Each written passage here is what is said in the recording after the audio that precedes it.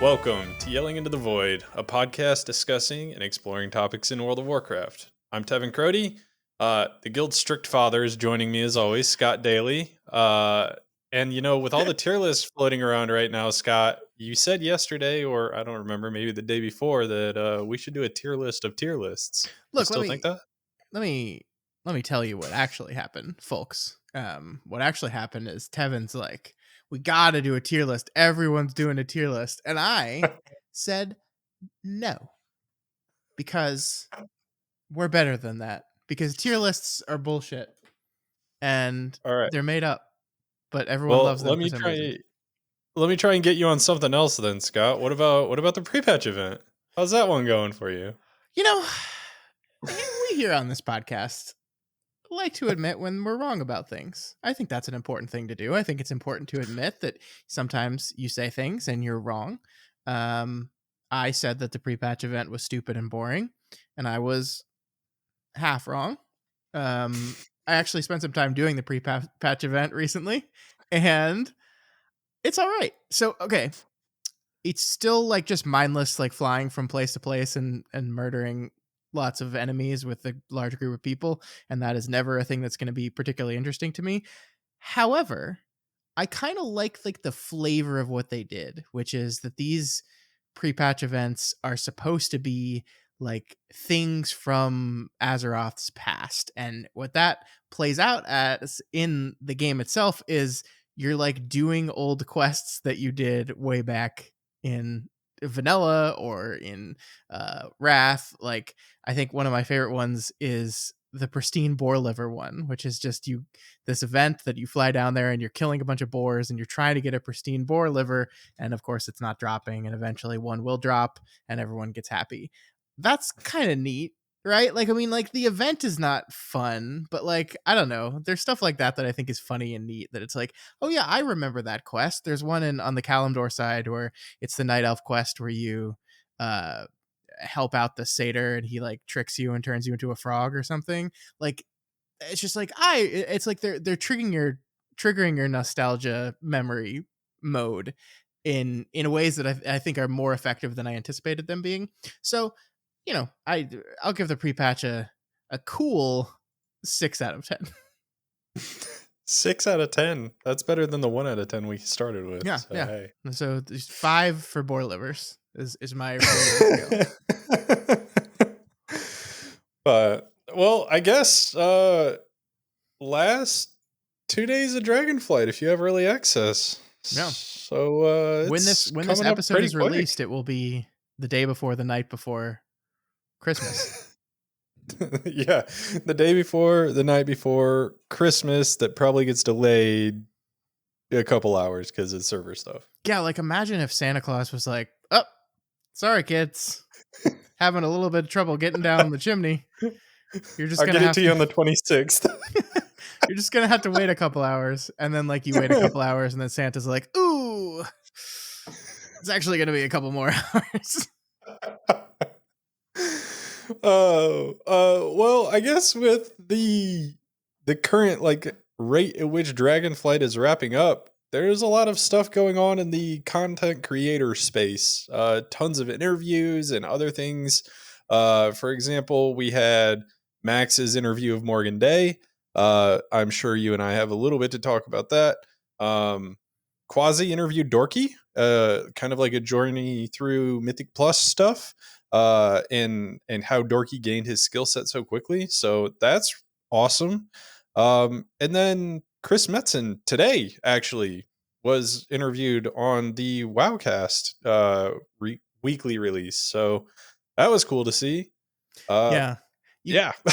You can tell the expansion is like in full marketing swing because there's like interview after interviews all the time, and this is what we're doing to build up hype for the expansion. But it's a fun time. I think these interviews are really interesting, and I don't want to, I mean, we're not going to do like a react thing, right? I think there's just more things that came up in some of the courses of the conversations over these last few interviews that I think it would be fun for us to talk about and kind of work through. And yeah, it's a fun, exciting time. I love when the marketing apparatus starts to really pump. We've gotten a bunch of cool stuff. Question for you, Tevin. Are you hyped yet? Are you feeling the hype yet? Oh, I've been hyped. The thing is like the second I got into beta and I was able to actually test out the classes, and I played with like survival the first time, and I played with arcane the first time. Oh, I was hyped from that point onwards. I was like, this is sick. There are so many good changes for these classes. Obviously, tuning nerfs and everything have happened. Maybe things aren't as good as they were when I first started, but like Mhm, the mhm. fun aspect is still there. It is good generally class design wise, and I'm very much so looking forward to that after 2 years more or less of the same thing in Dragonflight. Yeah, wow, 2 years. You're right. It has been just under 2 years. That's crazy. Yeah, I'm feeling it. I'm feeling it. I'm excited. I'm excited for Thursday. I'm excited to I'm not excited to level, but I'm excited for new dungeons and I'm excited for a new raid and it's just a fun time. And yeah, to try out the hero talents.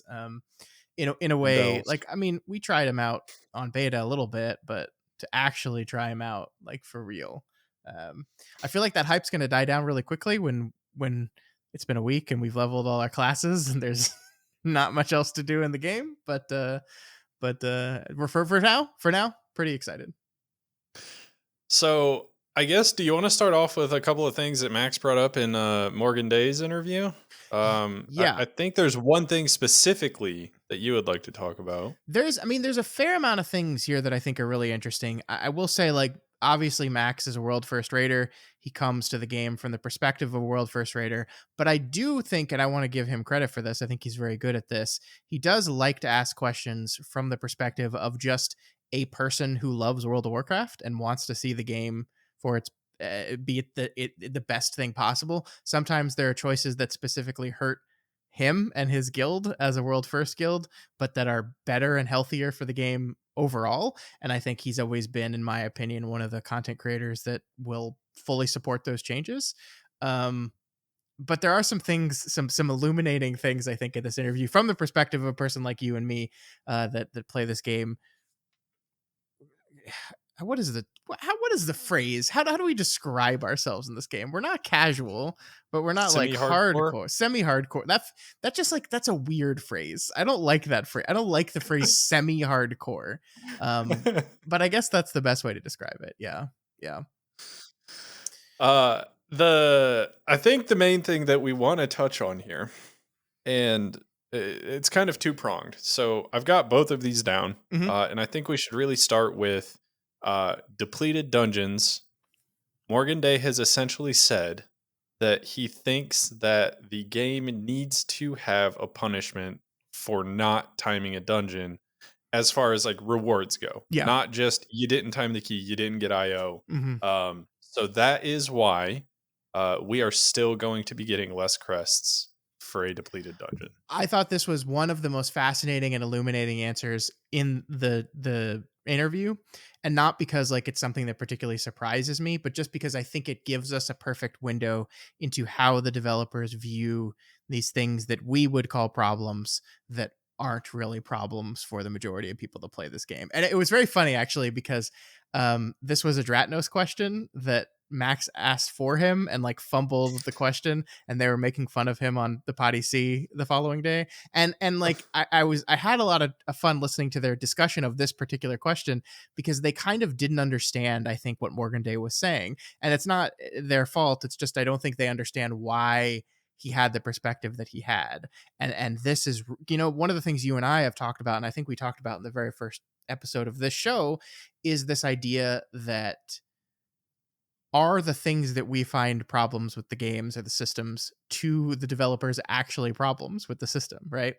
And we have talked about this idea, this problem with crests being it is incredibly punishing to not time a key. You go from 12 crests to 5 crests. So what once would have taken a run and a half timed to upgrade an item will, on an untimed run, take 3 untimed runs to upgrade one item, Yep. which is incredibly punishing.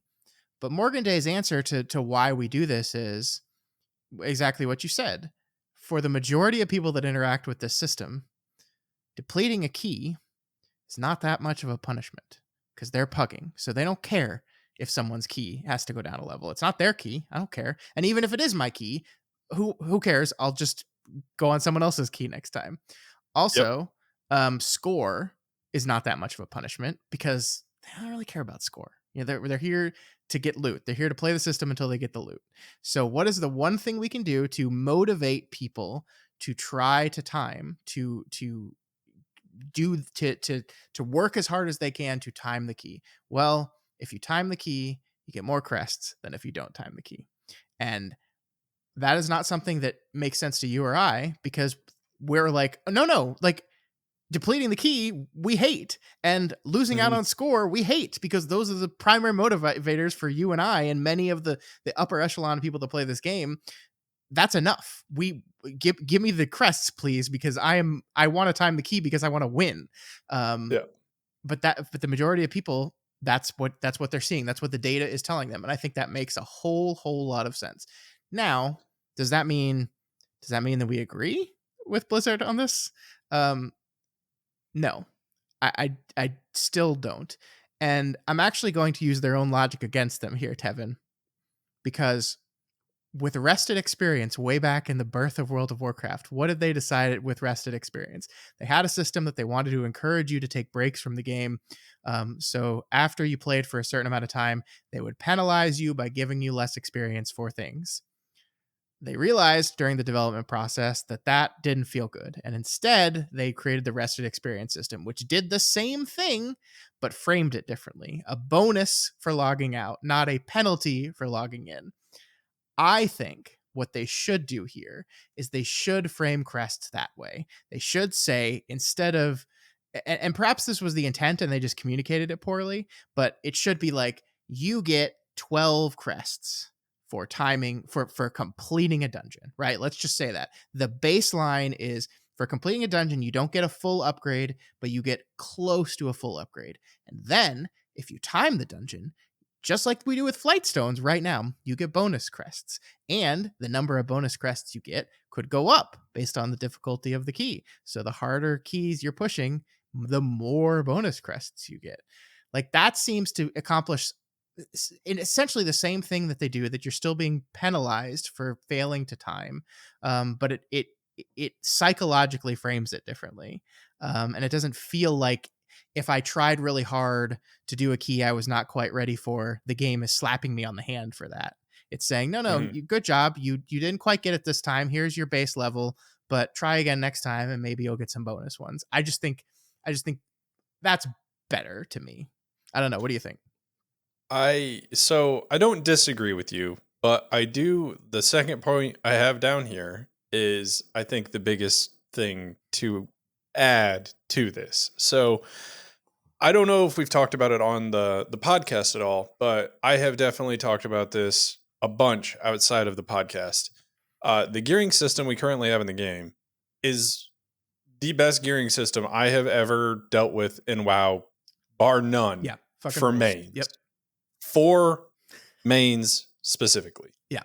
So all of this aside, this like not timing the key gets you less crests, all of that, this is not going to matter for our mains. Mm-hmm. And so I don't really care, because they addressed some of the alt problem, in that your alts are going to get discounted upgrades for crests as well as flight stones, Yeah. which means that if you time the key, you are going to be able to upgrade a piece of gear.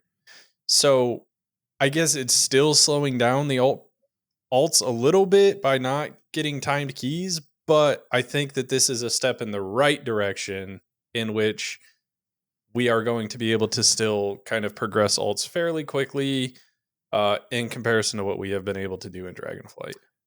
Yes, I agree with you. Yeah, this is the big news out of this interview is the 30% discount on crests for alts.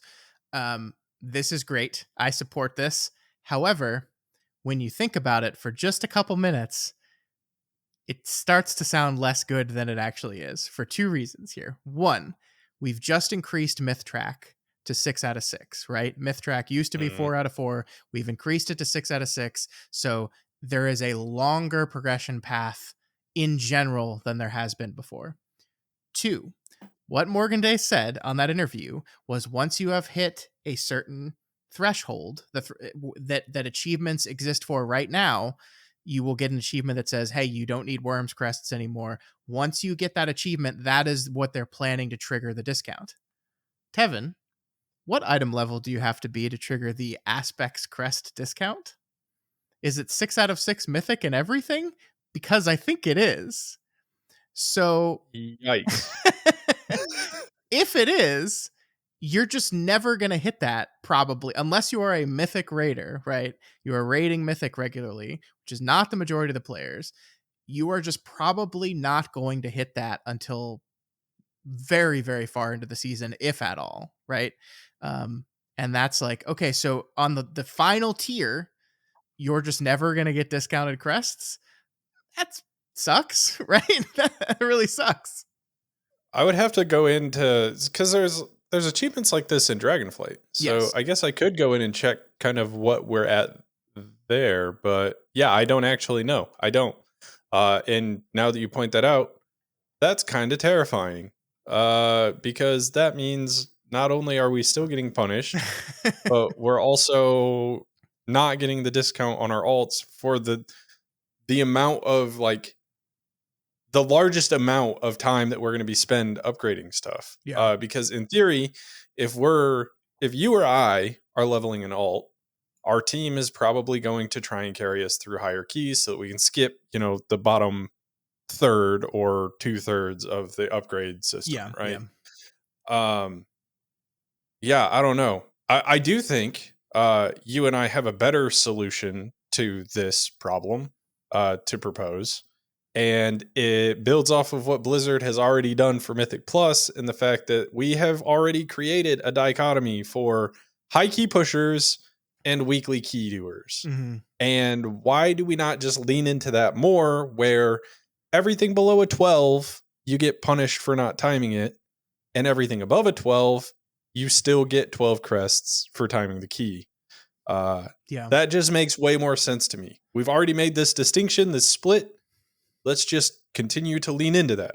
Yeah, I agree. I mean, I think the problem with that, the only problem I see with that is just this general idea that by the time you're doing 12s, the majority of people probably are almost at the end of their gear progression path already. So, like, the extra crests are probably not going to do that much for them, but maybe they will. I don't know. Oh, but we have a solution for that too. Let us train our fucking crest I mean, that is to our warband. ultimately that is I think the correct answer, absolutely. And I know that they don't want to do that. And maybe even like do it with The achievements. the achievements. Yeah, do it the same way you're doing with the discounts. Just like, you can't trade this crest until you've finished using it on your main. Once your main no longer needs this crest because they've upgraded everything to the threshold, you can now trade it to other people in your warband. Like, I think it just makes perfect sense. I also think they are very, very against this because they really don't want you to be able to ultimately like skip the progression path entirely on your alt. Like, but you kind of don't, because you still need the gear, right? Like, we're talking about crests and upgrade. Like, you still need the piece of gear in your hands to upgrade it with the crests. Like, if I can trade 1,000 aspects crests to my alt, great. He doesn't have any gear to upgrade them with. So, like, you still haven't fully removed the progression path. You still need to do dungeons to collect the pieces to upgrade. So yeah, I'm in agreement with you here. I think this is the most logical thing, and I think, you know, I think it was the assumed things when they announced warbands, right? Like, we just Yeah. figured they were going to do this, and then they did not do it. And then there was the asterisk, flight stones, or I guess whatever they're called now, and crests. Valor stones. Yeah, valor stones. Yeah, I don't know. In my opinion, though, there's one more thing that we need to be shoving into this split of above 12 and below 12 keys, and that's key depletion. Above a 12, stop key depletion. Yeah. Stop it. Stop it. Stop it. People above a 12 don't want to deplete their key. That is the punishment for them. Stop lowering the keystone if they deplete it. Yeah. And again, I think we talked about this originally. The reason that the key depletion exists is because you want to have a healthy population of people at all key levels running keys so that people pugging always have people to go in their keys. But to your point, once we've kind of segmented the population, I think you should or could care about that less at the 12 plus range. I mean, I think what we've done here essentially is the second you drew that line in the sand between the two, you just kind of have to lean into it, right? And Hmm. you should just, the systems should build and grow and change essentially separately from each other from that point on. Um, so yeah, I think any I'm basically going to be in support of any change that makes the experience different and aligns the experience closer to what people at each level are doing. If you're a 12 or above, score and time and pushing key is your punishment. You don't need less crests for that. That is your punishment, right? Um, so depleting, so less crests, all these things just don't matter anymore. So I agree. I would like to see this continue forward in the future. That we just keep that essentially it becomes. Not that we need more game modes in this fucking game because there's so many game modes, but it essentially becomes Mythic Plus and Mythic Plus Plus. Well, I guess I have a question for you. Uh-huh. Is there anything else in the Max interview that you want to highlight specifically? Because I don't want to go through this bit by bit Yeah. and talk about every single question. But I thought the discussion about Heroic Week was pretty interesting. Mhm. The question was essentially, is Heroic Week a thing you're going to do going into the future, or is this just a beginning of expansion thing? And Morgan Day basically said it's just a beginning of expansion thing. He specifically said officially that season 2 of The War Within will not have a Heroic Week. Um, I am pretty mixed about this actually, and that's kind of why I wanted to talk about it with you because I think for everything that I enjoy about the game, a heroic week makes that better in mostly. So like I really like the Race to World First. I love watching the Race to World First. I love like the camaraderie of watching it with your friends and celebrating the team that you're supporting. I love all that stuff. And Heroic Week, without a question, makes the Race to World First better to watch. It just does. Where you don't have to be there. Like when are they gonna do? When are they gonna stop with splits? When are they gonna go do Mythic again? Come on, like A when is this week. gonna happen? We know exactly. We know exactly. I also think Heroic Week does, like, for us, one of our goals going into this expansion is we're going to push Mythic for the first time. And one of the things I actually like about that is with the existence of a Heroic Week, we are not necessarily under intense pressure to clear Heroic on the first week. And because like we've got one more buffer week built into the system. I like that. I like as a person who can't play this game near as much as I want to, just the idea that we are kind of slowing the roll of content a little bit. I appreciate. Now there's a limit on that, obviously. So I like the idea of heroic weeks, and I kind of hope they will reconsider. Now the trade-off to that is that it delays Mythic Plus, right? If we've essentially decided we're going to live in a system where if there is a heroic week, there will be no Mythic Plus. Don't love that. What I want to see actually, and this is something I'm going to be paying close attention to in those first few weeks of the War Within, is what the week of M0s ultimately ends up feeling like, right? I mean, if I'm being entirely honest with myself, with a daily lockout, I probably just can't time wise do more than 8 dungeons a day anyway. Just like I even doing 8 dungeons a day for myself is probably going to be pushing it. So like even though there will not be Mythic Plus, which I enjoy more than M0s, will I still feel like I'm having sufficient to do? Will be a sufficient challenge to me to find the content engaging? And if the answer to those questions are yes, then I mind losing Mythic Plus that week a lot less. So I really, it's a wait and see for me. But I think in general, I think Heroic Week is good for the game. I'm curious what you think. I think that I, for the most part, agree with everything you said, especially for Race to World First. the fact that we don't have to watch a week of splits is kind of nice because I ultimately just don't watch the race until they start doing the actual race. And there's Um, something that just feels so lame about that. yeah, yeah. But I think I have a little bit different of a perspective on uh, the only having a week to do heroic than what you are talking about. Um, so I think that when we are getting into the point where we're trying to push CE, right? Uh, we really should be aiming to try and clear heroic in week one, anyways. hmm So then, if we are doing that, we have a week of nothing now. Well, I mean, we'd still need to do it. Like, yes, I think you're right, but like, I would just feel a lot less pressure.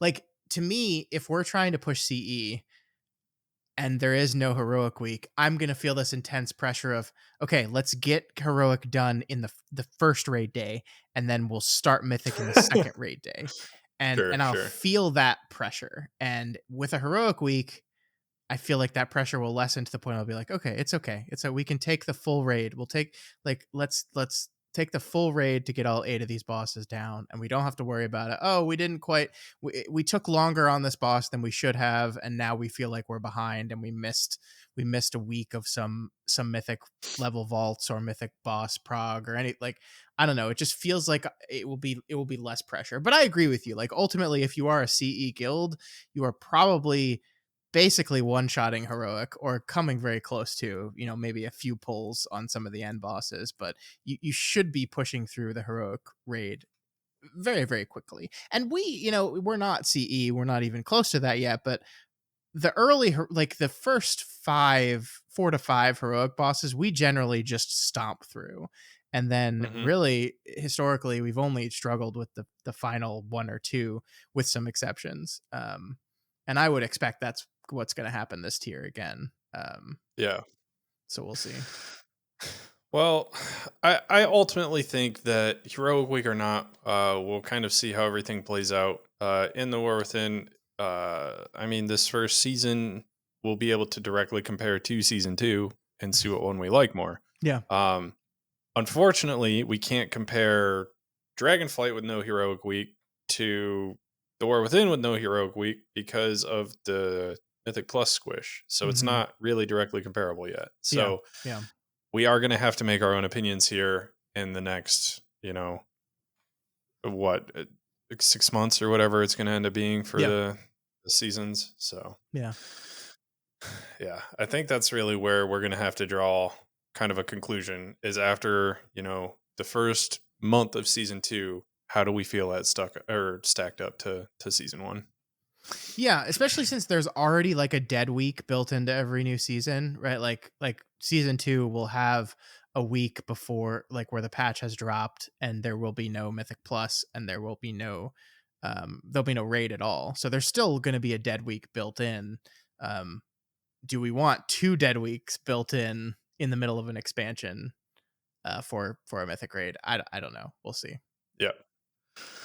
All right. Anything else in the Max interview you want to call out? I mean, I guess that just there was stuff about raid buffs, where Max had a lot of questions about raid buffs and the fact that Death Knight doesn't is the only class without a specific raid buff, and he also got Arcane Intellect nerfed, and Chaos Brand, which was just hilarious.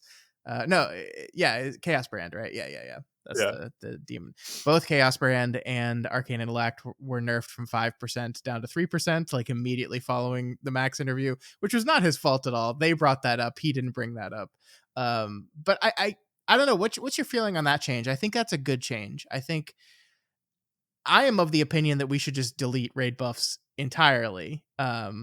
But we talked about this on our very first episode that Blizzard has decided that raid buffs are going to be how they guarantee class representation in raid comps.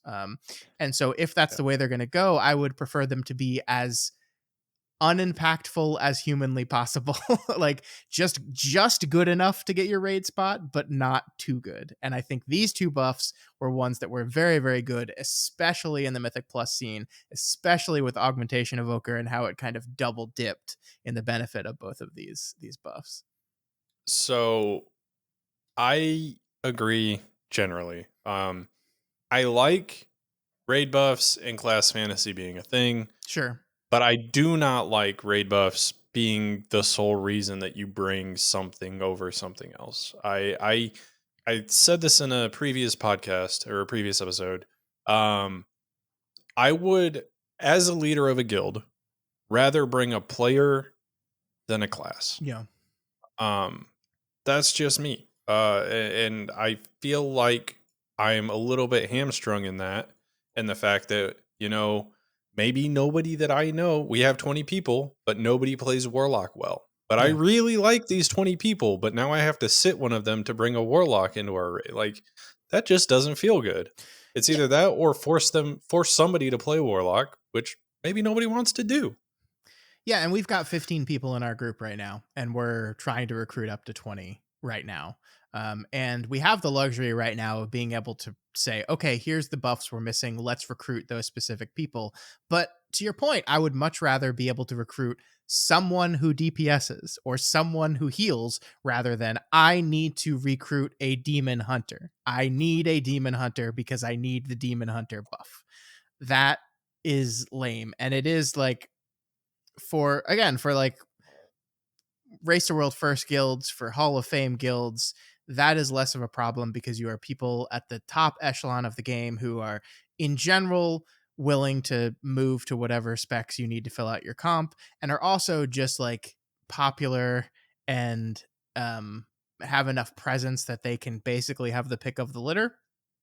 But that's not us, and it's never going to be us, and it's not the majority of people who play this game. It just does. Like, I remember doing this in Cataclysm where it felt like you were trying to solve a fucking Rubik's cube to figure out all your raid buffs. So I mean, I am glad that like, instead of the formula in Cataclysm was basically like, we're going to have a bunch of raid buffs, but they're going to overlap. Like, multiple classes can bring the same buff essentially, which I think was it, like, from a design perspective good, but from an implementation perspective, like, just you needed a fucking spreadsheet to figure out what you were covered on and what you weren't. So I like the retail version of it's just simple. It's like, this class brings this buff. But it is still kind of like you're looking at your spreadsheet and you're like, oh, we got to get this, we got to do this. And for some people, that is the part of raiding that they enjoy. They enjoy like the pre-planning, the strategizing. I don't care as much about that because we don't have the luxury of pre-planning and strategizing. We need bodies. We need bodies playing classes, and um having to either tell people they have to play a certain thing or limiting yourself and recruiting. Sorry, we need a melee DPS, but we only need this particular melee DPS. It's like, oh, a really good rep paladin. Sorry, we already got our two paladins, and we really need the demon hunter. And like, and people are probably listening to this right now and going like, well, you don't really need those things. You don't need them. And they're Right. right. They're right. You don't need them, but you are going to always like feel a little hamstrung when you know that there's a thing out there, a class out there that will just make everyone a little bit better at the thing that they do, and you're not taking it. So I I don't love it. I don't. I again, this is why I like this nerf, because now Arcane Intellect is still good, but it's less good, and it's less clearly better than everything else.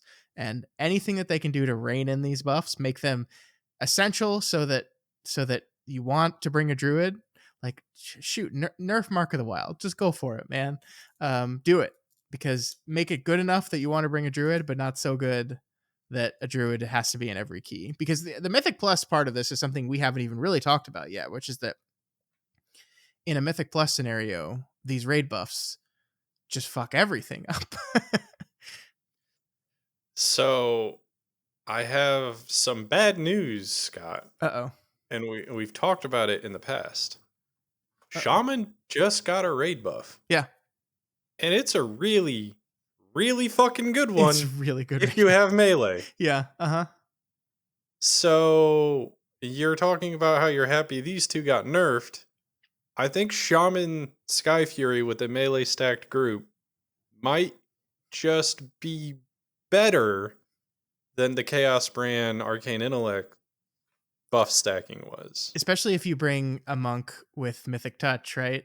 Mystic And Touch. a warrior Yeah, with Battle Shout. yeah, yeah. I don't Is this think that that's the melee necessarily a expansion? good. Is this gonna I be the melee expansion? Have we finally I got don't there? think that is a good comp unless you're having the monk be like healer or tank. Yeah. Maybe the warrior be tank, because ultimately I think like in an ideal world, I'm thinking, and this is complete speculation at this point, but like you have a shaman, um, probably healer, an Yeah. arcane mage, and then you have a frost death knight and an assassination rogue, and then a warrior tank or a brewmaster tank, Mhm. either one. And I think that that comp is gonna be kind of crazy, but we'll see. Yeah, I think Sky Fury is just completely in the opposite direction of the nerfs that they just did. Yeah. That's really all I'm trying to point out. Yeah, no, you're right. You're right. Man, I don't know. I don't know what this looks like. I think we have to be paying very close attention to this. I'm sure they're going to be paying very close attention to it, and it's we'll see how it all shakes out. But yeah, we're recruiting 5 people for our mythic group. We need a demon hunter and a warrior currently. So come on, come on. Well, I think the next thing is if you don't have anything else on the Max interview, No, I think I'm good. maybe we can jump over into Quasi's interview of Dorky, touch on a Yeah. bit of stuff there. Did you end up watching this I did. or I listening to it? watched it. Yeah, I was busy at work today, but I managed to put it on in the background while I worked, and really really interesting stuff. I think that this might have been my favorite of the 3 interviews that we're going to talk about this week. Oh, cool. So I think that Dorky has a lot to say for people who are perspective, high key pushing people. Oh, you mean So us? yeah, us or literally anybody. Like the thing is he goes into a lot of the mentality around things and a lot less of the like you need to just be good at your class or Hmm. you just need to be better at this one specific thing. Yeah. And I think that that makes a huge difference. Like having the mentality of like, all right, we just repetition, we have to learn this. Maybe that poll seemed like it was a bit crazy, but you do the things correctly. You kick the things, you stop whatever you need to. Um, and then it becomes doable. Like you only know that if you keep continuing to try and you have somebody with the kind of like foresight to see this maybe might not be that bad. um, yeah, I think that there was a lot of good insight in this interview. And for anybody who hasn't listened to it or watched it, definitely go check out Quasi's interview of Dorky. And for anybody watching on YouTube, I will link all 3 of the interviews that we're going to be talking about in the description. So Max's interview of Morgan Day, Quasi's interview of Dorky, and if we end up having time and we can talk about the Chris Metzen interview on the Wowcast, I'll link that one as well. I forget his name, but it was the host of the podcast, The Instance, Yeah. who was interviewing Chris Metzen. Yeah, but we're not allowed to plug other people's podcasts. That's against our religion. So please cut that out of the show, please. Don't listen to other podcasts. Only ours. That's the rules. Whoa! You've already brought up the Potty C once this podcast. Yeah. Well, I listen to it, so you don't have to. That's the thing. Jokes aside, though, there are a ton of other interviews that I think are going on Mhm. from both podcast hosts. Like I guess Max is now what I would consider a podcast host. Maybe Dratnos more Yeah, so. yeah. I mean, I think the podcast is secondary to what they do, but yes, no, I like that. I'm so happy you sent me the Dorky interview. I really really enjoyed it. I think when you think about wanting to be a high key pusher, like this is something I would love to do, right? And there is there's obviously a time commitment, right? Like it takes a lot of time. And one of the early things I heard Growl say was like, you know what you got to do to get better at keys? You got to record yourself playing and then need to go back and watch your own tape. And I'm like, Growl, that sounds awesome. Who the fuck has the time to do? I don't have the time to do that. I barely have the time to play the game. You want me to play the game and then watch myself playing the game? I don't have time to do that.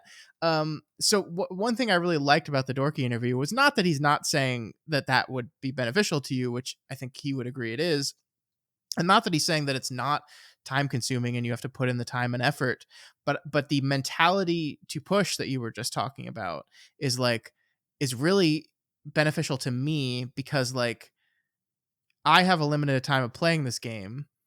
If I just sit around and take it safe, I'm never going to get anywhere. And so like let's use my limited time to go fucking ape shit and to like let's Mhm. go. We have time for 3 keys tonight. Let's not fuck around and do the easy shit. Let's fucking go. And if we wipe, if it doesn't work out, oh well, we Yeah. tried it.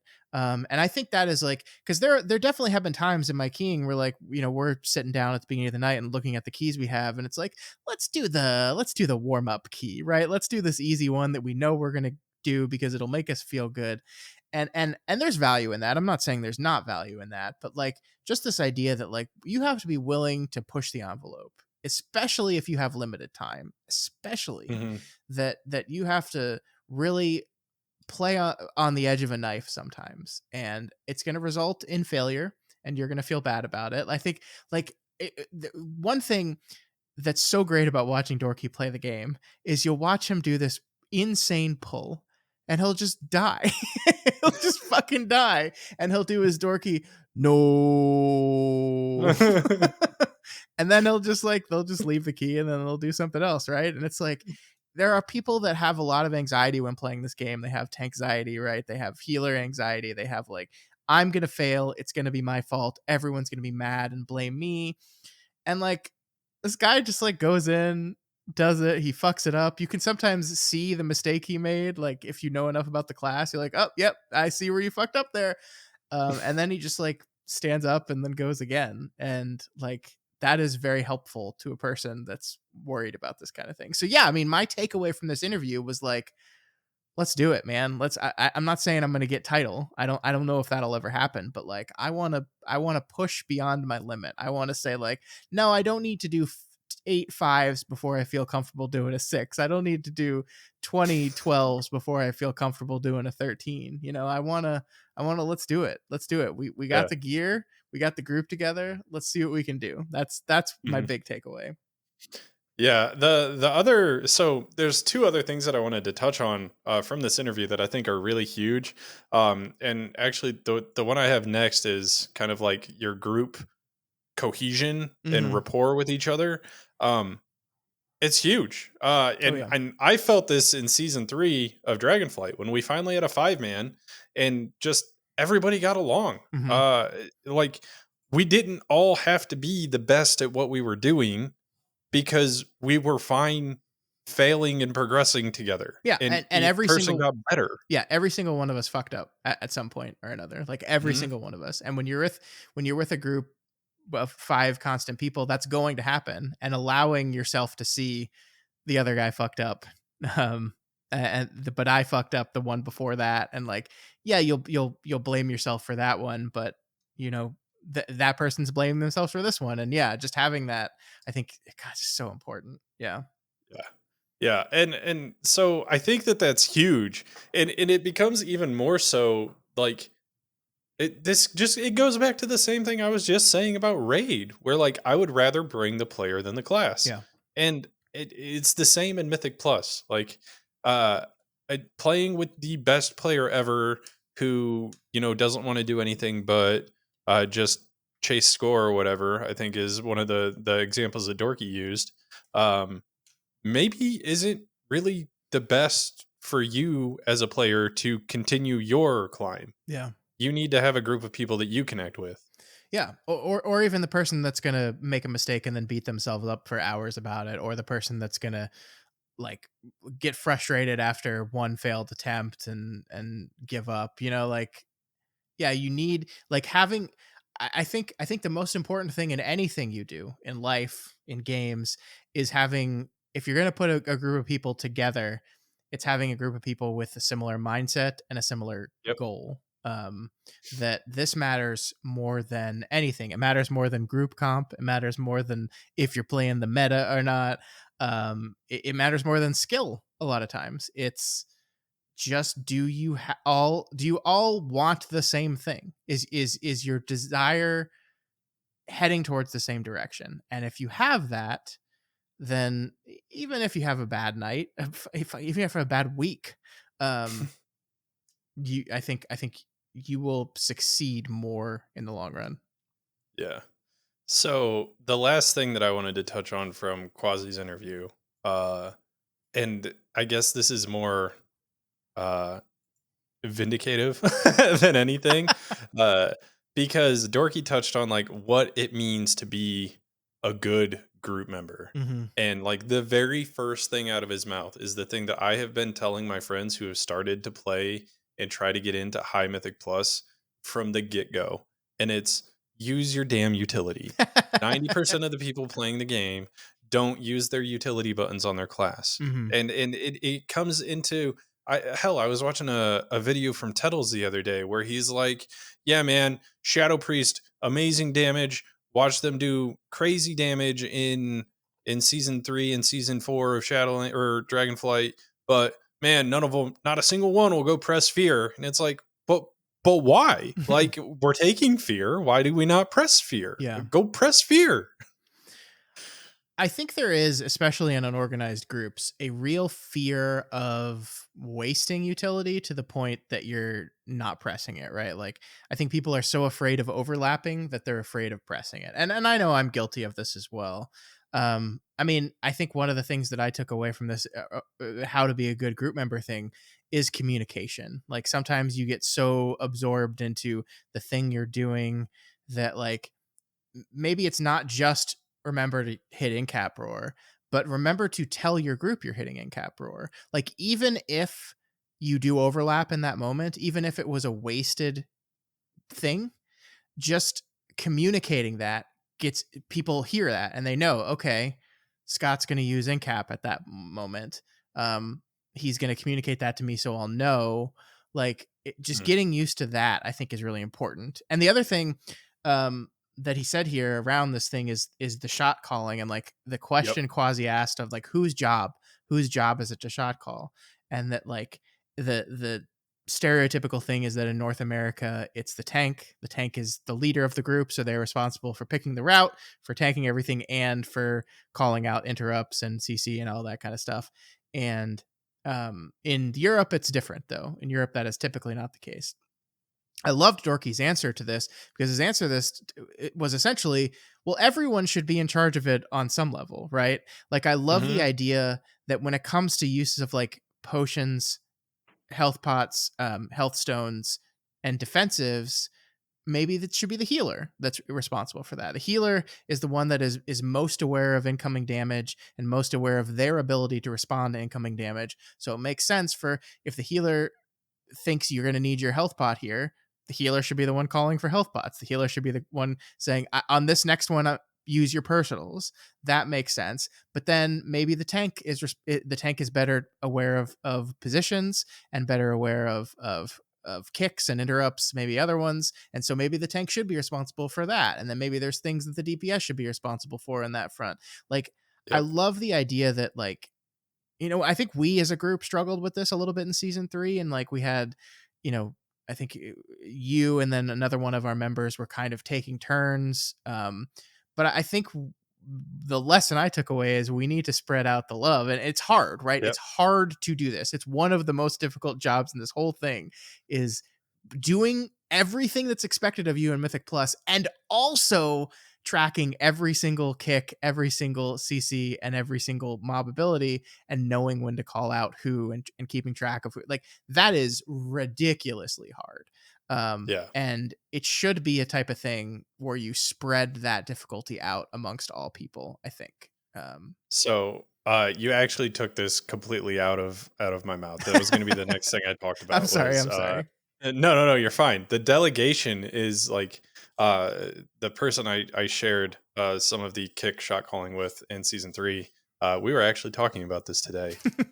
And just like the thought of delegating so that one person is not solely responsible, uh, is a really good idea, Yeah. because then you're taking like maybe a 2% nerf to everybody rather than a 10 to 15% nerf to one person. Yeah. And that is like huge. Mm-hmm. So, um, Yeah. I, And like, especially knowing I'm going into tanking this season, but in our like 5-man, I probably will be healing more often than not. Like, I am definitely taking the idea that like, if people aren't using their pots or their health stones, like, I'm gonna take it on myself that is my responsibility to be the one that reminds them of that like, because the I think it's a very natural reaction in any kind of RPG. I mean, this is the same mentality that says I have to save all my items until the final boss because I never know when I'll need them. I think it's the exact same mentality in an MMORPG where like, I don't want to waste this. I don't want to waste it. I need, who knows when I'm going to need my health stone? Who knows? And then you hold the thing for 30 minutes and you didn't even use it. And it's like, well, then that was stupid. yeah, I could have used 5 throughout the course of the dungeon. Instead, I used 0. It's the same mentality that, you know, when you're just getting started with DPS, that you hold your cooldown too long, right? It's like if you hold your cooldown so long that you miss an entire use of your cooldown, you fucked up. And it's the same thing with personals. It's the same thing with pots. It's the same. It's all the same thing. And as a healer, I really am going to take it upon myself to like communicate like what I have, what I don't have, and what I need from the group in those moments, especially in these dungeons that seem like they're going to be very intense on heal checks, at least early on in the season. yeah. It's the dungeon. We've talked about it already. Dungeons are looking to be very crazy. Brutal, Uh, brutal. I I'm a little concerned about our ability to push as high as we have in the past, Hmm. because these dungeons seem kind of insane. Yeah. And like, you have dungeons where you can only pull 5 mobs at a time. Grimmitol. Hmm. Hmm. It's gonna be So, interesting. what were you gonna say though?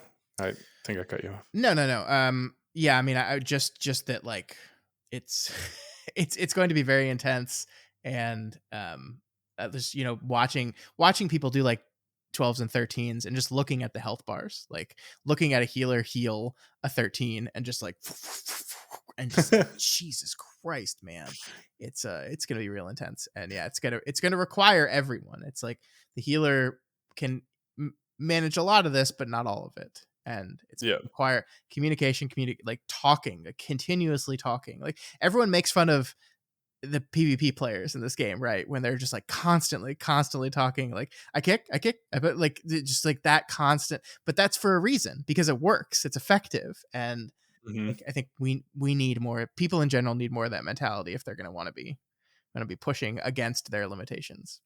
Yeah, for sure. Uh, so I think as far as the quasi interview goes, those are like the 3 key things that I wanted to pull out. Is there anything else that you wanted to touch on with that one?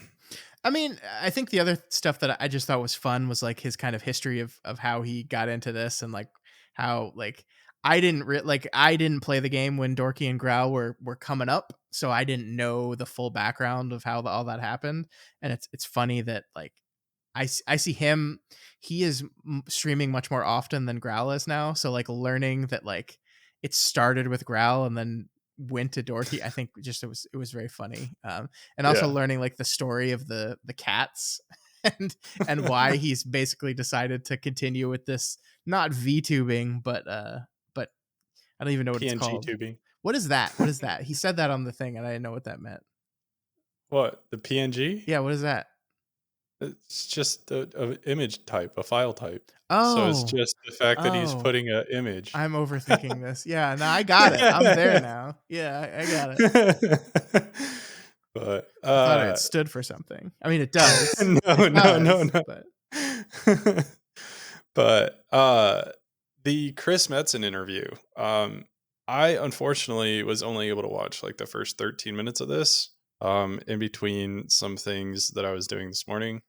Uh, I don't know if you were able to watch the whole thing, but there were a few key takeaways that I got, and pleasantly enough, Wowhead and all their infinite knowledge, did do kind of like a quick TLDR breakdown under the Mhm. video, which was super nice. So it let me read through some of the things that I wasn't able to listen to. But I do think that there was a lot of elaboration from Chris Metzen. And I just got to say this, the second Metzen walked out on the stage at BlizzCon, I think the entire like collective of our friend group just like cheered. Yeah. We were all in Discord watching together, and then the people who weren't were like messaging in Discord and just like exclamation points everywhere.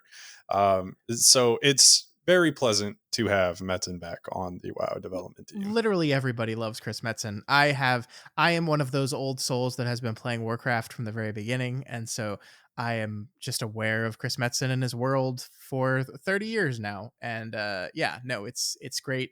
It's great to have him back in this game. I'm excited to see where it goes. I thought this interview, I was very excited when I saw this interview because I love Metzen. I thought the interview was all right. Yep. I didn't think there was a lot of detail here. It was a lot of like corporate hype speak, and that's Mm. fine. I think the problem when you're having a story interview about a game that isn't out yet is you just really can't talk about anything in any kind of specifics. There's a few little nuggets of information here and there, but he's mostly just like, yeah, it's me, Chris Metzen, and I'm back, and like it's cool to be back working on this game, and I like playing a little fox people now.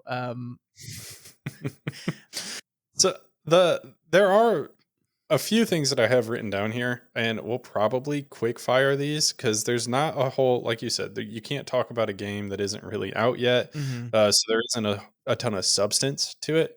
Um, but I do think that one of the most interesting things is actually one of the last ones I have written down.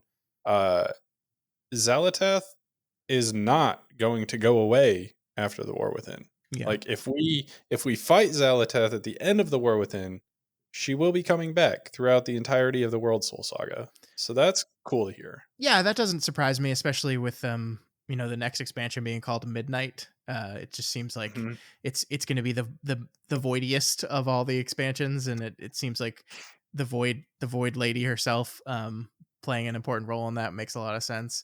Um, how are you feeling about the World Soul Saga in general? Like, I'm both excited and also I don't know really what to be excited about, so I'm just kind of like, yeah, this is gonna be cool. I think maybe I don't know. So I am less excited about the fact that, oh, cool, now we have three expansions that we know are coming, and more excited about the fact that this was done specifically so that creative reigns could be given back to Metzen. Yeah, yeah, That is why I'm excited for it. yeah. I think the one big fact we learned, and I see you have it here on the script, is that when he came back, they were already pretty far on the War Within as an expansion, and so I guess we'll probably not see too much Metzen influence in this first part of the saga. I mean, maybe a little bit, but I think it's really interesting. This has like been built up, and he even says at the end of this interview that like this is definitely the first part of a three-part story. And so like I think he's honestly trying to level set, like if you're expecting the War Within to be like this big thing that crescendos into this huge moment at the end of the expansion, you're wrong. This is act 1 of a 3-act play. Don't expect that. um but like the idea that he kind of took this thing that they made, the War Within, and this idea that they had for the War Within, and then like said, okay, but I want to do this. And like how Mhm. can we naturally and in a way, way that's satisfying, transition from what we wanted to do in the War Within with Kazalgar and with maybe the Nerubians. I don't know how much of this was originally planned or not, and then naturally escalate that and continue that through whatever Midnight's going to be, and then the Last Titan. I think that's really exciting. I mean, we had a whole episode where we talked about how little story matters, but like to us in this game. But I think the one thing we did say is like, but the world matters, and the reasons Yeah. and the ideas and the broad mythology does matter. And I think Metzen, his strength is that. Um, Yeah.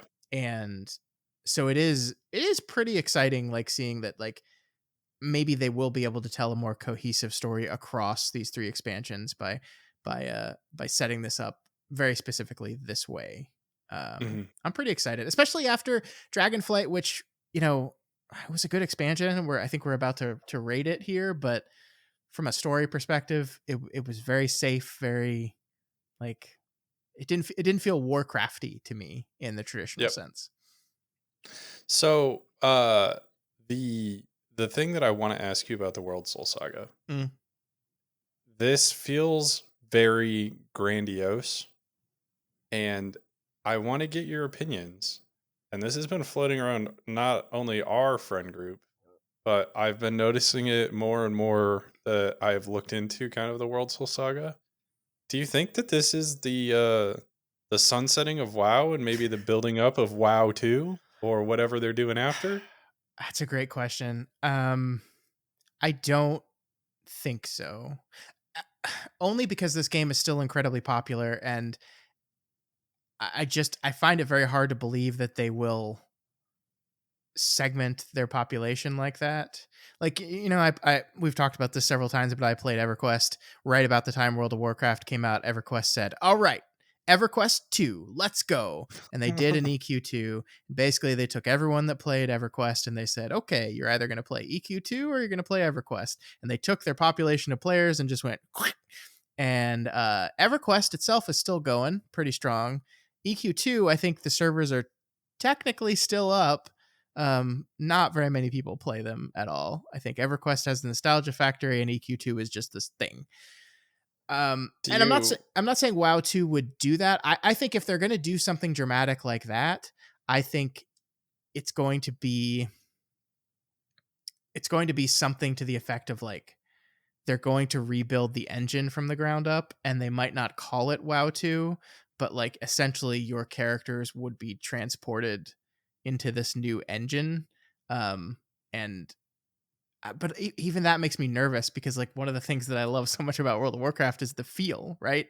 And could you replicate that in like I really feel like they are many times struggling against the fact that this is a game built off of a system that's 20 years old, right? And Yep. they are like every day having to solve problems in in obtuse ways because they can't just build a new system onto a thing. They have to untangle everything first and figuring out how, and I feel like eventually there's just going to get to be a point where it no longer makes sense to do that, where it just becomes so cost prohibitive and such a pain in the ass that that becomes impossible to do. Um So what I was thinking is more along the line, less along the lines of a WoW 2, more along the lines of maybe kind of in the vein of what Final Fantasy did, where like this is the huge giant overarching thing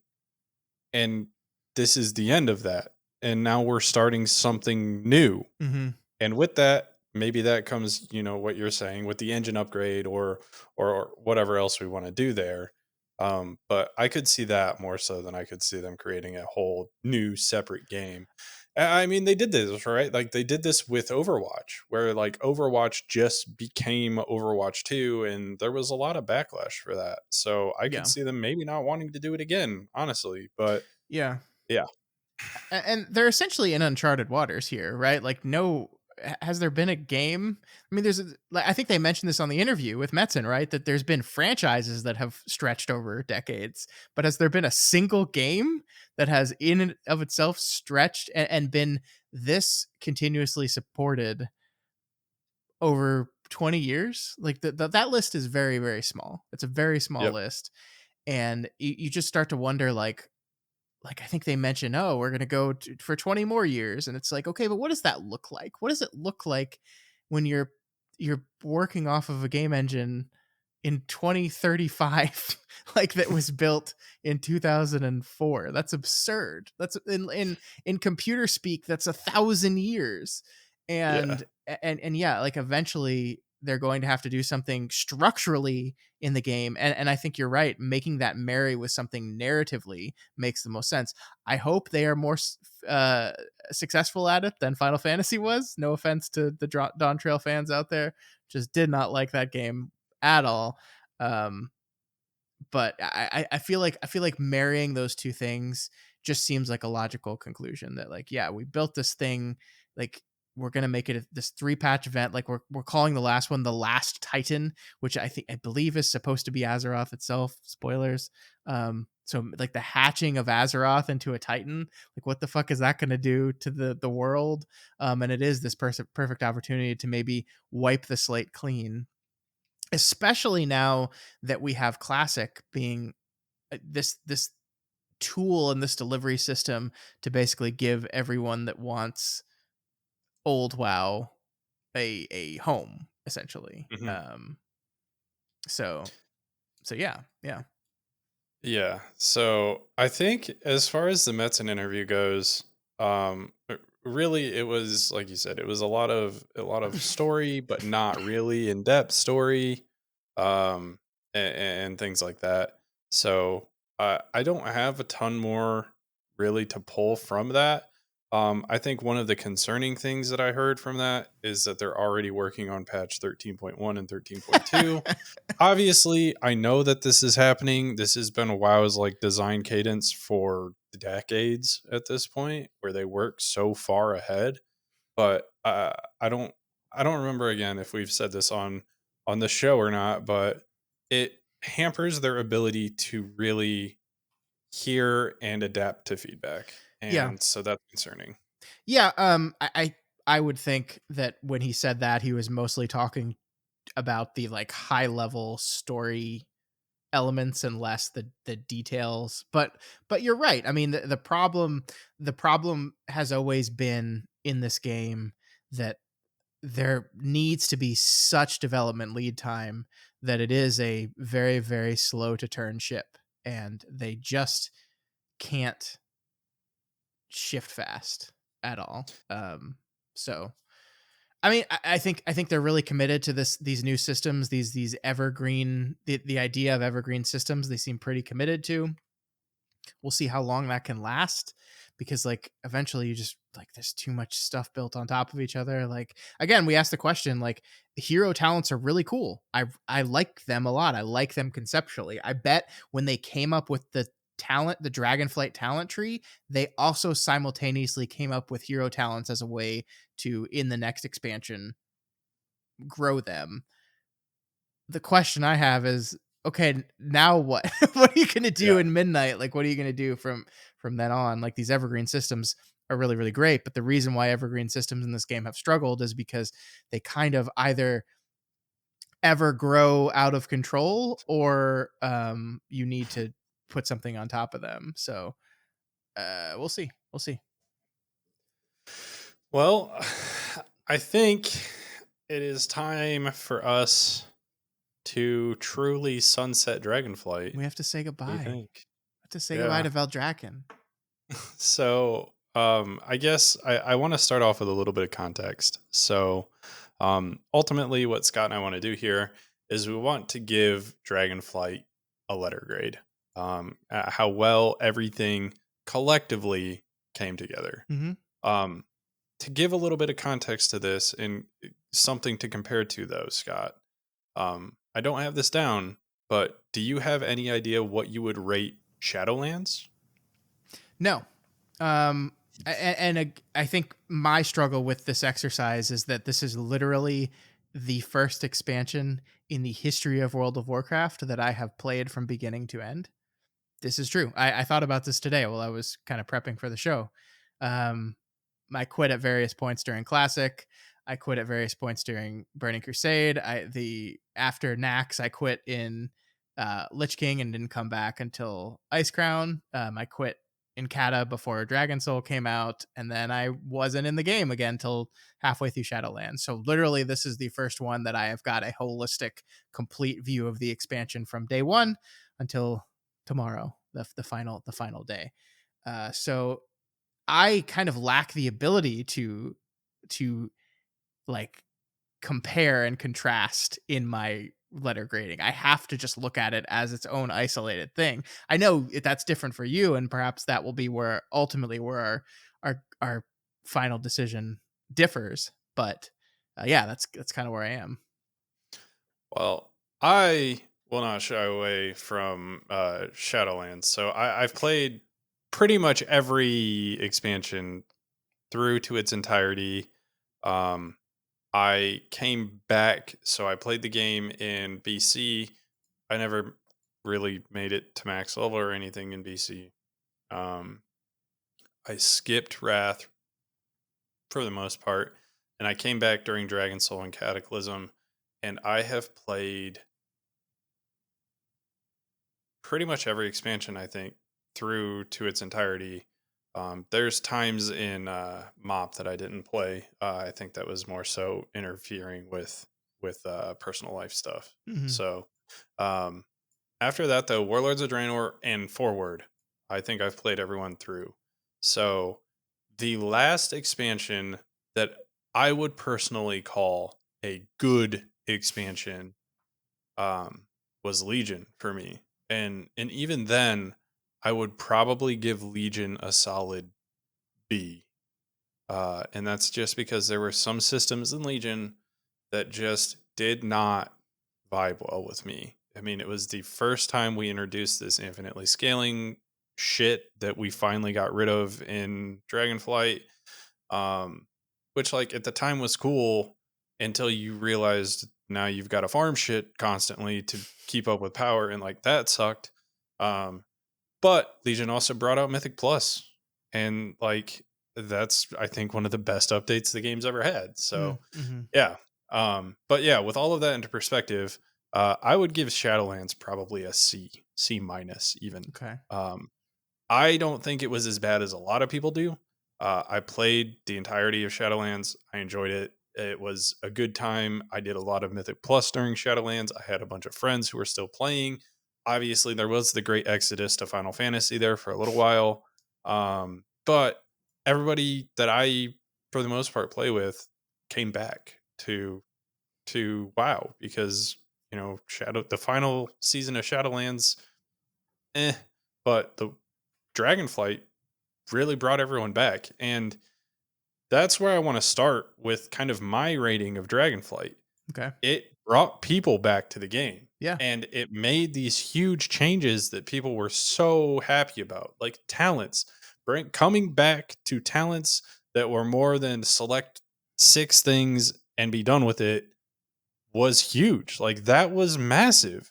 And then we got the upgrade system on top of that, which, like I said, we didn't have it in season one, but this is the best upgrade system we have ever had, in my opinion. And I struggle to see how they are going to improve it. It's almost perfect for a main, in my opinion. Yeah. It sucks for alts. We've been over that. And then the raids, we've talked about these a couple weeks ago. We're all pretty good. The dungeon lineup, that was hit or miss for me. There were a lot of dungeons that I didn't really care for, if I'm being completely honest. So, all of that into perspective, kind of what's your thoughts before I give my final rating? Yeah, I mean, I think this is definitely some of the most fun I've ever had playing this game ever. And is that because of Dragonflight and the skills of Dragonflight as content, or is it just the stars aligning? This is a MMORPG and you play with people, and I got to play with some of the coolest people ever, and that certainly helps that. I think I really enjoyed just about every part of it. Like, I think you're right. The talent tree system, like when I came back to this game in Shadowlands, and I was basically unaware that they had in Mist of Pandaria like completely gutted the talent system and made it just like a choose one of three thing. I was disappointed. I was like, really? This Mhm. is it? And so, seeing that they were going to bring back talent trees, and their execution of talent trees has been hit or miss. Like, the Dragonflight was a learning experience for them. We started the expansion with a lot of 3-point talents and a lot of 2-point talents. We've gotten rid of every single 3-point talent now, and we've vastly reduced the number of 2-point talents. They've basically realized that those are not fun, and that took a while to get there. So it's been a rocky road, but ultimately, I think they've have a good grasp now on what makes these talent trees fun and what makes them effective, and they will continue to iterate and get better on them, and that's a system that I really really love. Um, I like the upgrade system as well, of course. Like I think it's fantastic. Yeah, for mains. Yeah. Mm. Um, I thought the story was okay. Nothing to write home about. I thought the raids were good. The dungeons were fun. I never really got to experience the concept of running the same 8 dungeons for an entire expansion. So the rotating schedule of dungeons wasn't new to me. It's just like in my mind, like since I only played in season 3 Shadowlands on, like that's just how it's always been in my head. It's like every season we got new dungeons. That's like just what it's been. And so that didn't feel new to me, but I enjoyed it for the most part. I like getting like the first couple weeks of Mythic Plus season when you're still trying to figure out the dungeon, when you're sitting with MDT open and trying to like plan your route a little bit. I think that's really fun. So just the fact that we're gonna just have that every 6 months is cool. I think it's a really good expansion. I really do. I don't have very many like just outright bad things to say about it. It's good. Is it stupendous? Is it wonderful? Is it the best game ever? No, but it's very very good. It was what the game needed. I think at this time they executed on exactly what they needed the game to be for the last 2 years. And the exciting part is hopefully now that we've got that solid foundation, we can go ape shit, and that's what's exciting. Yeah, and give Mythic Plusers a flying mount. Yeah, finally took 2 years for that. Well, I guess my rating for Dragonflight overall would be a B plus. All I right. think that, like you said, it's not fantastic. It's not the end all be all. Holy shit, this was amazing. That's kind of where I would put my A rating. But I gave you kind of an idea on what I thought of Legion, and Legion I would say I gave a pretty solid B to. Mhm. I do think Dragonflight was better than Legion in my opinion, and so I'm gonna put this one at a B plus. Cool. Cool. Yeah, I'm gonna do a solid. I didn't know we could do pluses or minuses, so I'm gonna do a solid A minus. A minus. You get the 4.0 Dragonflight, but you know, you're not like incredible. You're not like going to be a merit scholar or anything, Dragonflight. So don't even think about it. Yeah, I think again, I don't have a lot of like specific big problem philosophical disagreements with the game. I think it's very good. I think they were trying new things in a way that felt very safe, but also like willing to willing to listen to feedback, but not in a way where it's like they can recognize that sometimes the things that people are asking for are just stupid and you shouldn't give them to it. Yeah, I think A minus. I think great foundation. Um, I think sometimes I think what I think about Dragonflight is the way I think about what my strategy in pushing mythic keys next week or next year, next expansion are going to be, which is that playing it safe works for a little bit of time, but eventually you need to pull big, and that's I think the ultimately where we remember Dragonflight and where we will perhaps rate it 2 years from now, 5 years from now, will be, did we continue to play it safe like we did in Dragonflight, or did we pull really fucking big in the next few? So if we take off of this foundation and go crazy and make it awesome, then I think we'll remember Dragonflight more fondly.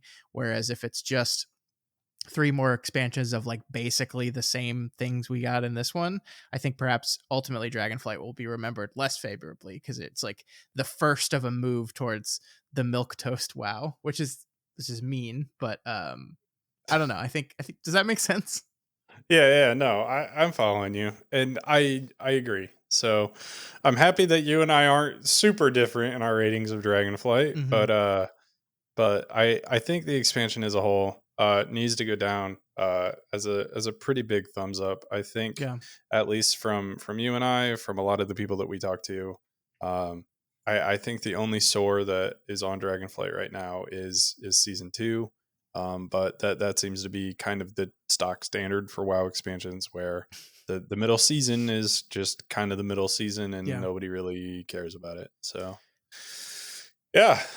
Uh, I think the next thing that we have is a little bit of insight on what we're trying to achieve in the War Within. We've alluded to a lot of things on the show about what we're trying to achieve. So the collective guild goal is hopefully being a guild that will be pushing CE by the end of the War Within, Yeah. which would be really cool. It's a very ambitious goal, but I mean, ultimately, like, that is my like way to measure success goal. But like my goal is I want to build a raid group and a guild, like which we're actively doing right now. But I want to get all these people together, and I want to help build that and build us towards success. Now, whether that success is actually getting CE or just being one of those guilds that is ultimately unsuccessfully pushing closer and closer, and you just run out of time, that will be seen. But yeah, that's I think my collective goal for this group of fine people we play with.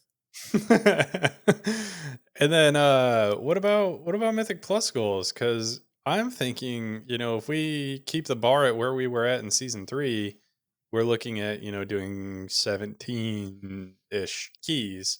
Uh I don't actually know what that's going to look like in the War Within, and I don't actually know where the title bar is going to be. Obviously, the only PvE achievements that I do not have under my belt are title and CE. Yeah. And so it would be phenomenal to get both of those. But I also understand that being on the edge, the cusp of title, is probably the most stressful and annoying thing that you can do. Yeah. So yeah, I want to temper expectations a little bit. But if I have a stretch goal, it's getting title, getting CE. I would love to say the same thing. I think I know myself too much. I just don't think I have the time to do both, but also just generally to get title. I don't think I have time to do the amount of keys it would take to get to that level. But I do want to keep pushing. Like I think I got above 3K every season in Dragonflight. Not counting season 4, but season 4 doesn't count, so who cares about season 4? And I would like to continue to build upon that. Like setting like an actual number goal is as you said very difficult right now because we just don't know. Like, is 3K going to be easy, or is 3K going to be only like 100 score off of title? Like we just don't know how it's all going to shake out. So I would think that getting above 3,000 in this season is going to be considerably more difficult than it was in the previous seasons. And so I'm trying to level set my expectations by not like picking a number. But yeah, I mean, I want to push hard. I want to see success. I want to time higher level keys than I have before, relatively. And yeah, I want to have fun. I want to have fun with it, and I want to get better.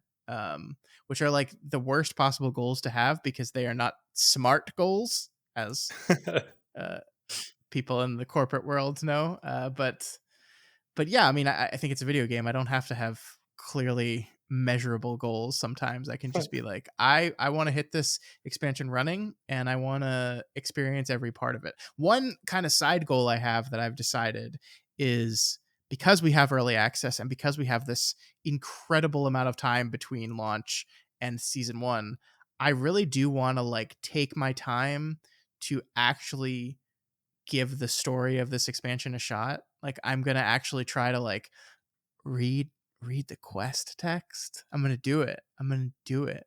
And actually kind of try to absorb the story because we have just plenty of time. And from what I've understood, the leveling process in this expansion is going to be very quick. Like we're talking 4 to 5 hours from 70 to 80, which is very speedy. And so like I feel like I can still take my time with the quest text and get to 80 on my main by the end of early access. And if I can do that, I want to do that because like I am kind of excited about the lore and the mythology and the story of this expansion, and I know if I just rush through everything, I'm gonna miss so much of it, and so I'm gonna try. We'll see. I tend to have these big goals, and then like I get into it, and I just realize I haven't read the last 12 quests at all, and I've just been mindlessly playing. We'll see, but I do want to try. Um, I think that the kind of the next thing that I want to do, that we don't have on here, is we have had some feedback on some of the YouTube videos and from some listeners. Oh So yeah, I want yeah, to kind of touch on some things that we've gotten from that. sure. So one correction that we actually got from our last episode was something you and I didn't think about, and that's that the day after launch reset in Dragonflight did not have a vault. I So did if not that's remember the that. case, we might not have as big of a like do XYZ as we laid out last week. I'm very glad to hear this. Thank you to the listener who pointed that out to us. Good, glad. No Monday night heroic grinds just to fill vault out. I think that will mean essentially that your first vault will be the Tuesday after that, right? And that will be you want 8 heroics for that and delves. Yeah, the other part of this that I think is super good is with us having early access.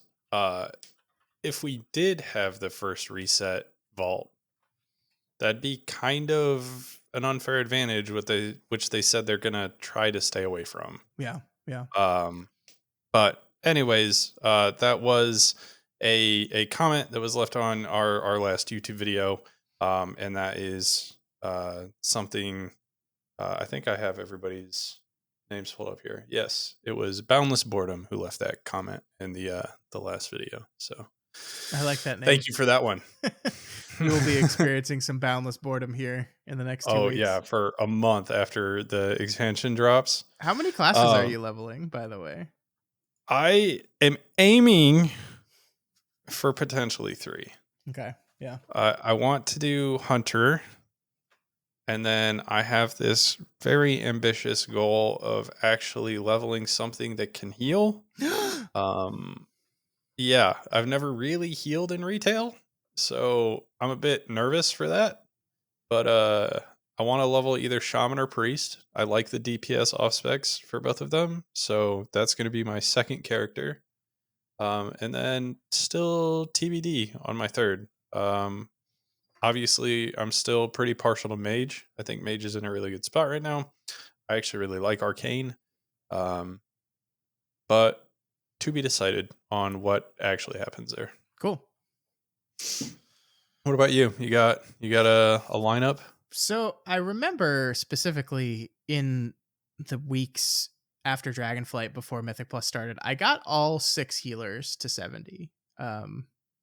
Which I don't remember how I did that. I mean, I think I was working from home at the time, so I do remember how I did that. Not working from home anymore. Do not have the time or the bandwidth to do that anymore. So I would like to get all the tanks to max level eventually. But I'm going for 3 as well.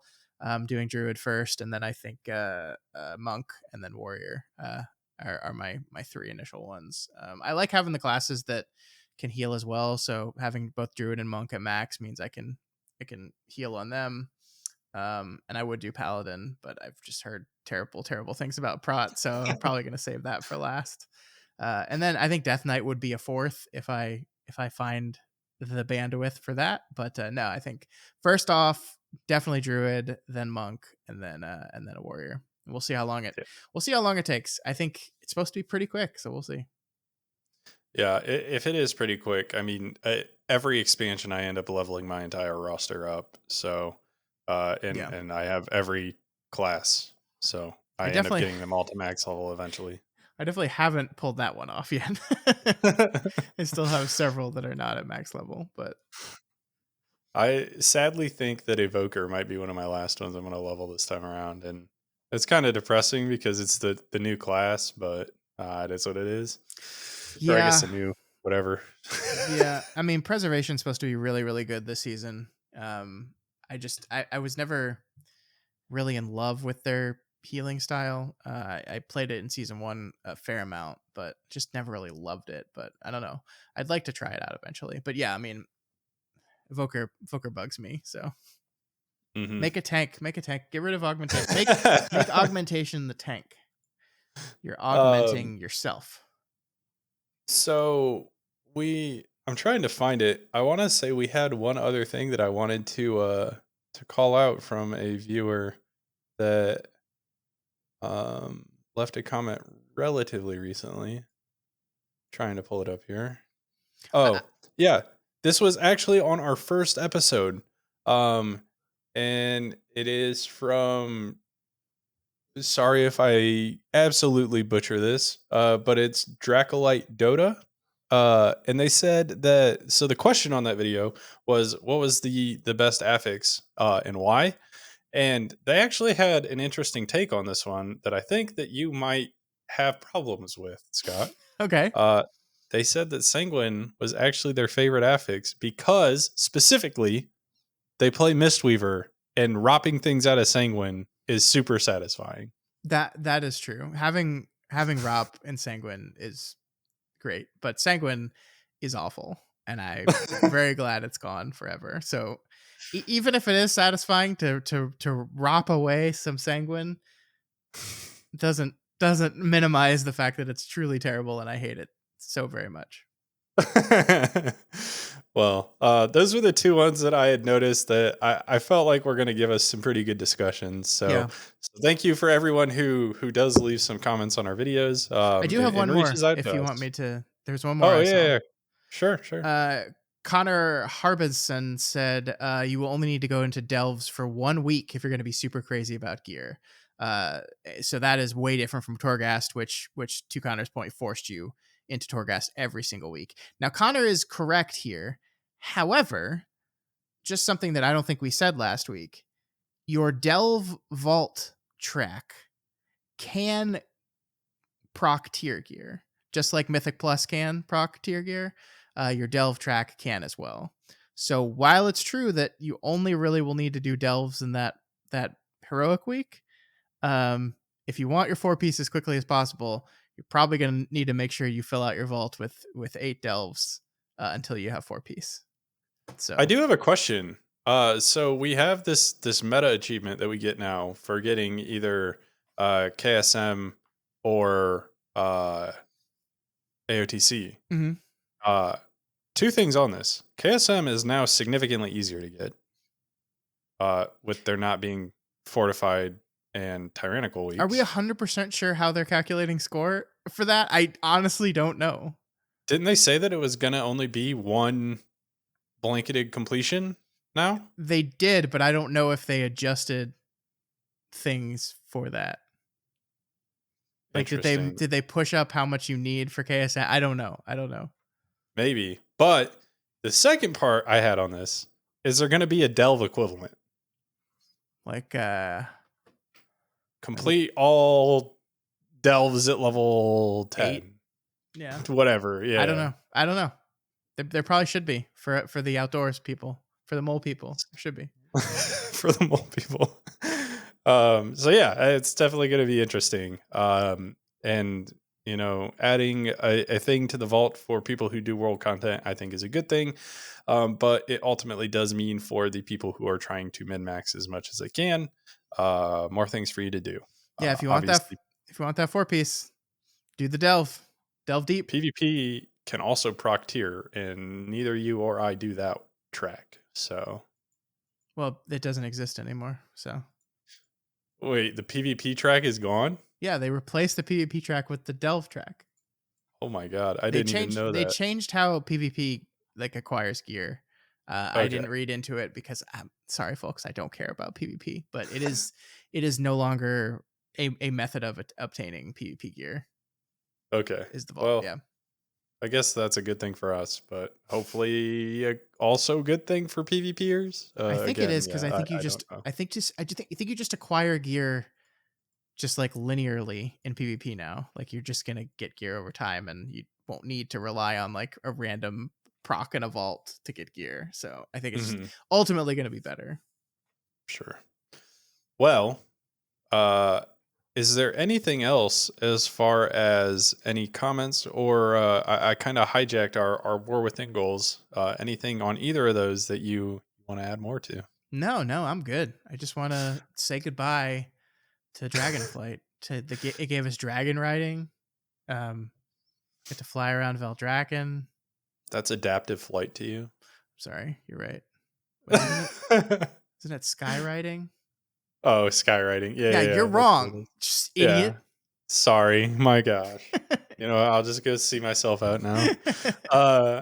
But I do think, and to comment on that, because you bring it up, some of the mounts that can fly are absolutely hysterical with the new skywriting stuff. You should just go through your mount book, and any of the mounts that can fly that you think might be funny, mount them and give it a try. It's great. They're pretty hilarious. It's great. I love it. Well, the question for the week is, how do you feel about Dragonflight? How was it as an expansion? Was it just generally good?